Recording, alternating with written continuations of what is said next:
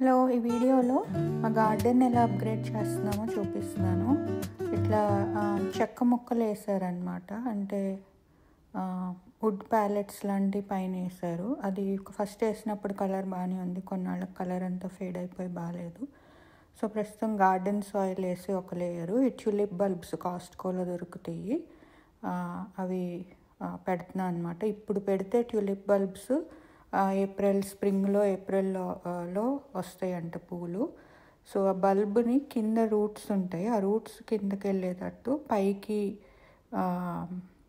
Flower వచ్చేది పెట్టి 2 inches డెప్త్లో పెట్టేసి మట్టి కప్పేస్తే సరిపోతుంది ప్రస్తుతానికి. అవి రూట్స్ కొంచెం డెవలప్ అవుతూ ఉంటాయంట ఈ సీజన్లో. ఫస్ట్ ఫ్రాస్ట్ ముందు మనం సాయిల్లో పెడితే అవి మేబీ మార్చ్లో లీవ్స్ వచ్చి ఏప్రిల్లో బ్లూమ్స్ వస్తాయి. సో కొత్తగా వేసాం కాబట్టి సాయిల్ తవ్వటానికి ఈజీగా ఉంది.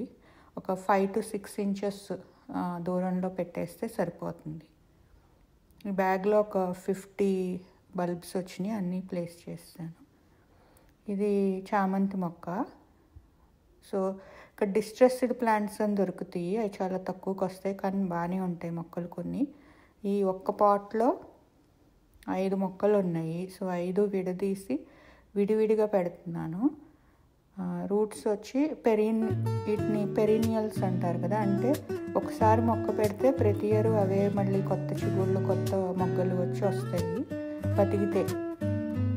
బట్ ఇప్పుడు వీటిని డివైడ్ చేసి సాయిల్లో పెడుతున్నాను.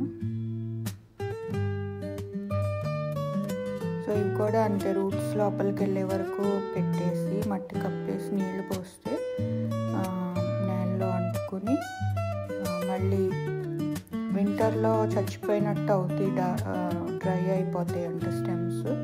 బట్ ఆ స్టెమ్స్ అలా ఉంచేస్తే మళ్ళీ స్ప్రింగ్లో చిగుళ్ళు వచ్చి ఈ సీజన్కి మళ్ళీ నెక్స్ట్ ఇయర్ పుయ్యాలి.